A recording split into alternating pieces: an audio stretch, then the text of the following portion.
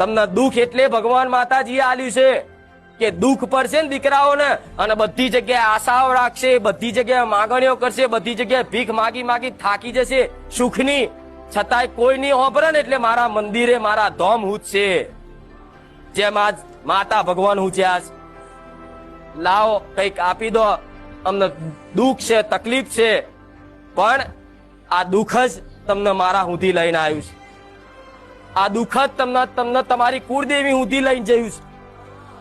આ જે તે કદાચ મારા સાનિધ્યમાં આવી અને કદાચ ભક્તિ ભાવ તમારી ઘરની માં પ્રત્યે વધ્યો હશે ને, તો આ દુઃખના કારણ એટલે પહેલો ગુરુ તો તમારો દુઃખ કહેવાય. એનો આભાર માનજો.